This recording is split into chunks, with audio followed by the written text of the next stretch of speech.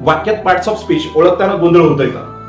1 मिनिटात parts of speech शब्दांच्या जाती कशा ओळखायच्या हे आज मी तुम्हाला शिकवणार आहे.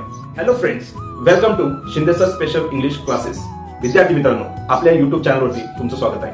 आज आपण या व्हिडिओमध्ये शब्दाची जात कशी ओळखायची ते आपण शिकणार आहोत आणि अतिशय छोट्याशा ट्रिक मधून आपण ती शिकणार आहोत. पहा, खरं तर शब्दाला प्रश्न विचारायचा किंवा क्रियापदाला प्रश्न विचारला की तुम्हाला शब्दाच्या जाती कळतात आणि वाक्यातील भाग कळतो. तुम्हाला या ठिकाणी फळ्यावरती शब्दाच्या जाती लिहून दिलेल्या आहेत. शब्दाच्या 8 जाती या साईडला आहेत आणि ओळखण्याची ट्रिक तुम्हाला या साईडला दिली आहे.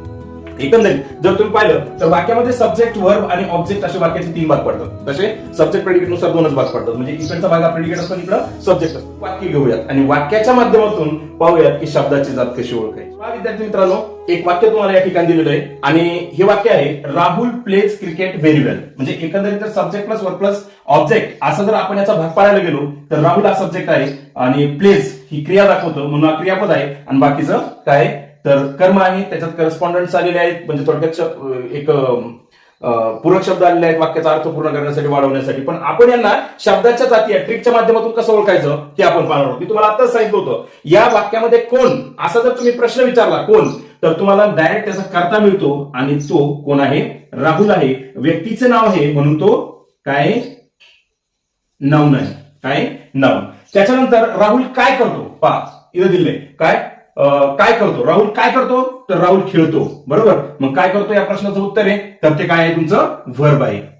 काय व्हर्ब. आणि त्याच्यानंतर आता राहुल काय खेळतो? काय खेळतो असा म्हणजे तुम्ही याला जर प्रश्न विचारला ना, समजा असं तुम्ही विचारलं, व्हॉट डज राहुल प्ले. बरोबर. आणि इकडे प्रश्नचिन्ह जर दिलं तर राहुल क्रिकेट खेळतो, तुम्हाला हे उत्तर मिळतं. बरोबर. काय खेळतो हे पाहिलं. काय खेळतो? बरोबर. तर तो क्रिकेट खेळतो म्हणून हे पण काय आहे? नाउन आहे. काय नाउन. आता तो राहुल क्रिकेट कसा खेळतो? तर कसा खेळतो? वेल. बरोबर. चांगला खेळतो. मग हा काय ऍडवर्ब आहे. ओके, ऍडवर्ब आहे. अजून जर तुम्ही विचारलं की राहुल क्रिकेट चांगला खेळतो, अजून कसा चांगला खेळतो? तर तो कसा चांगला खेळतो? व्हेरी वेल. खूप छान खेळतो. बरोबर. खूप चांगल्या पद्धतीने खेळतो. मग हे सुद्धा काय ऍडवर्ब. एकदम सोपं आहे की अशा पद्धतीने तुम्ही या ट्रिकच्या माध्यमातून काय करू शकता तर शब्दाची जात ओळखू शकता. हा व्हिडिओ आवडल्यास व्हिडिओला लाईक करा, शेअर करा तुमच्या मित्रांसोबत आणि अशा सोप्या ट्रिक्स जाणून घेण्यासाठी आपल्या चॅनलला सबस्क्राईब करायला विसरू नका.